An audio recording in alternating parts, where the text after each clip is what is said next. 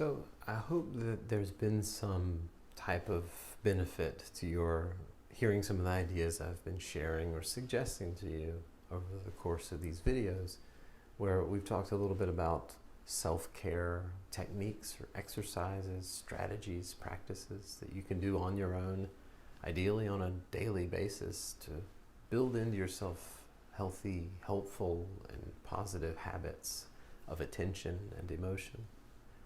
And we've also talked about more outwardly the parts of a skillful interaction, what it's like to be present and attuned, that lead to resonance and a trusting openness in the in-between space of relationships.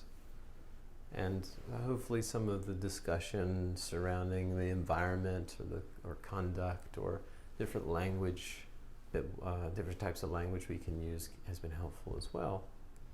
And what I'd like to leave you with is just a kind of restatement of what this series of videos was really emphasizing, hopefully, which was that in order for us to do our best job as people who work with children and adolescents in a way that cultivates development and success, it stands to reason that we might need to invest in our whole sense of happiness of ourselves, and that can influence the sense of fulfillment and happiness in students' lives as we interact with them and through those interactions. And that has been shown to correlate with more positive outcomes of success and development and social and emotional and academic types of successes. And I have used the word happiness, and that means different things to different people. And what I mean by happiness is something similar to flourishing, fulfillment, well-being. It's a combination of certain things, and this is specifically how I think about it.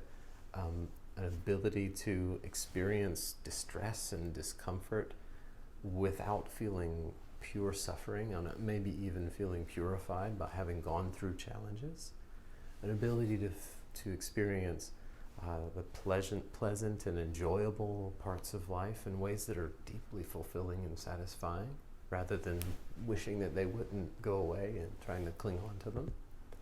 Another aspect of happiness in my mind is knowing oneself at deeper and deeper levels as we age, as we develop. And also happiness seems to include being able to act skillfully in the world, to have a kind of mastery of one's own behavior to the best extent we can. And lastly, and maybe most fully, happiness seems to also include cultivating a spirit of love and service toward other people. Now, this is like a tall order, deep view of happiness, but that seems to be pretty comprehensive, those few things. And considering that type of happiness as being what we should be focused on in our own lives in order to positively impact the students we work with through our interactions, so that they can then flourish and develop with the most success, seems to make a lot of sense to me. Now, the way to do this has a lot to do with skill. And skill is not something in this case that we should be thinking of as being I'm better or worse at. It seems like it's most helpful to think of skill as simply being a recognition that things can be learned, practiced, and strengthened over time. Namely, our ability to care for ourselves in deep ways, and our ability to influence others through interactions. And that practice that strengthens skills over time, becomes habit. And what habit seems to be is just the way we are. Habit is what happens when we're not trying, what happens naturally and unfolds on its own automatically. And if we cultivate skillful habits through these types of means, then we become different people. We become the people who maybe we want to be more, who can share more of those aspects of happiness with other people. And since teachers, the whole teacher, not just what time is in the classroom, is actually the instrument of learning, of education, it seems to me that the platform or the area, the space of learning seems to take place in that in-between space of interaction. And skillful interaction and skillful self-care, they seem to set the conditions for the innate goodness of the children and adolescents you work with to grow and thrive and flourish on their own. And that's a wonderful gift, and that's a wonderful skill to be able to cultivate. So what I'd like to leave you with is just a few more practices that I'm going to just describe a little bit and then encourage you to play with on your own. That is, after all, how I think these things really fit into life. Just they become game-like and experimental and playful. So 3 more practices that I would 3 more practices that I would like to share with you include untangling from distressing emotions or distressing experiences using an acronym RAIN, R-A-I-N. And so what RAIN reminds us to do in moments of distress or overwhelm or difficult or challenging times is to recognize what's going on, recognize what emotions are flooding us or what thoughts are carrying us away, to accept the fact that they're present. Acceptance in this case doesn't mean a complacency to them. It means as they are right now, that is the case. It's a simple fact stating. It's an objective observation of this emotion is present, these thoughts are present, there it is. It's a kind of clear saying okay to the problem before you work at any solution. It's a really crucial ingredient. Then you investigate. Investigate the detail of what the emotions or the thoughts do, how they move, how they grow, how they influence one another, where they are in the body, where they are in the mind, in the mental screen or the mental talk in the back of the head. Notice and investigate the details of how they show up. Try to get really high resolution, really fine grained with that investigation. Know them to death, in other words. Kind of like that phrase. As we know our emotions and thoughts more and more deeply, they become lighter and lighter. They don't go anywhere sometimes, but they become less and less of a problem. And then lastly, remember that the origins of distress and the distress itself, the thoughts and emotions that make up distress, they are not the whole of who you are. They don't define your whole being. They're not who you are. You don't identify as them. They're things you notice in your experience. They're not the totality of your experience. That can be really liberating to recognize that fact.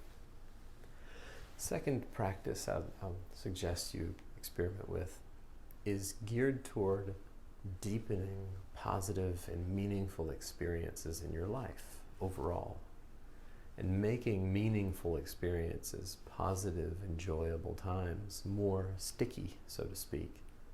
That means that you're more likely to remember them. You're more likely for them to kind of define your story in a way. An acronym you can use to remember how to do that as a practice, remember, is HEAL, H-E-A-L. First, you have to have a positive experience. That happens naturally, but you can also kind of set up, a positive experience, plan for it. You can think of that as like lighting a spark to begin a campfire. So you have a positive experience, and then you can enrich the positive experience. You take care of the spark that you've set, protecting it from the rain and the wind. You kind of nurture it and build it. You feed it with kindling. You don't overfeed it and stifle it. And in a similar way with positive experiences, you really let yourself acknowledge, hey, this feels good. This is a nice, enjoyable time. This is pretty meaningful to me. and feed it with thoughts of encouragement and reassurance, and feed yourself or give your attention to the meaning or the positivity that it brings you, that experience. Then you absorb it, just like you've gotten the spark, you've nurtured the flame, and now it's up and going, and you sit back and you enjoy its radiance and its heat. So with the positive experience, you've had it, you've enriched it and protected it, and then just steep yourself in it. Hang with it. Really stay with it. Don't rush off to the next thing too quickly. Abide in it. Rest in it. Let it be heavy in your story. Let it take up space. Let it have weight. And lastly, you link the positive experience, the meaningful experience, to your story before and to your future. So you link it to who you've been and what's led you to this moment, and you link it to who you expect or hope yourself to be and how you expect your life to be. So try to play around with this acronym HEAL to bring more positivity into your life and to let it take up more room and to let it be more meaningful. The last practice has a little more detail to it, so I'd suggest just playing with it a little bit and turning it over in your hands some. But it's what I think of as proofreading what are called distorted thoughts, distorted cognitions. Distorted cognitions is just a way of describing like errors in thinking, mistakes in thinking. And so there are habits of thought that tend to get us in a lot of trouble. When we get caught up in thought and carried away in worry and rumination and anger and stuff like that, normally what's driving that could be said to be automatic errors in thinking or distorted thoughts. And to remember kind of how to spot them, the first word, proof, can help us notice them. So they're polarized, right? So they're all or nothing, black and white types of thinking. Ruminative, or they ruminate again and again, the same thing we bring up to ourselves again and again. They can be over generalized, right? So just because something happens once here doesn't mean it happens all the time everywhere. The thoughts can reflect kind of overreaction and also an underreaction. So catastrophizing is the word coined for this, that one thing that could be small, we make into something giant. That's a pattern of thinking. But the mirrored image is true too, where we also might minimize it as though it's nothing when it's actually something we should take care of. And lastly, filtering. We filter the world around us, our future experiences, our memories of the past, the people in our lives. If we filter it through negativity of thought, of expectation, or anything like that, then we're kind of painting the world with the negative thought that we notice in our mind. And if we filter our perceptions, we actually train ourselves literally to see and hear and feel negativity in the world. So of course, that's what we're going to find.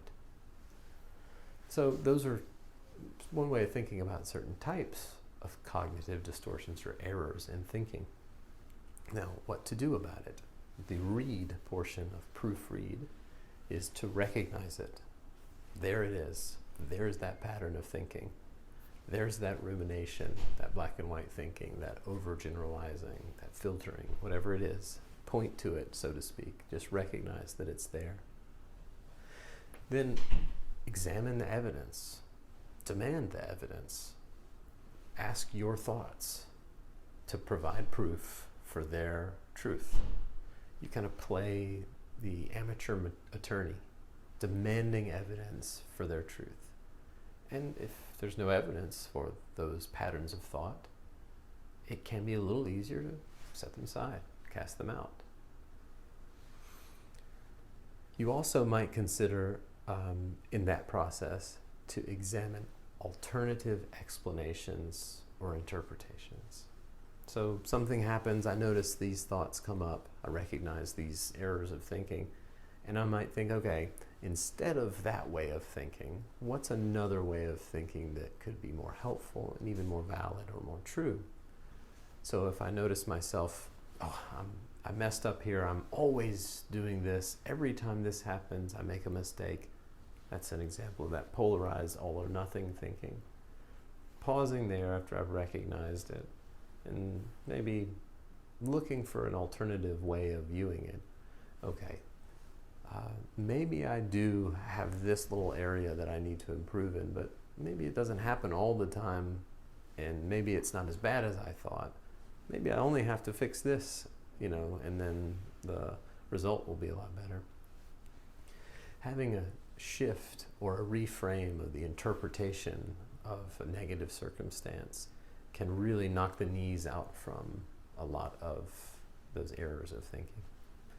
And lastly, there's lots of other ways you can work with these, but the D in read is consider the double standard method.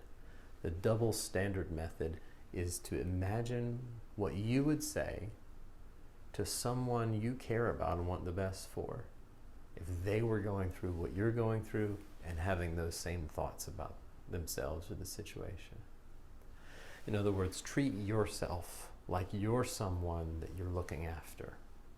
And if you would tell a friend or a loved one something encouraging that helped them move away from that error of thinking, why not do that for yourself? And that's something that you might have to train yourself to do. We tend to be much harder on ourselves than we ought to be.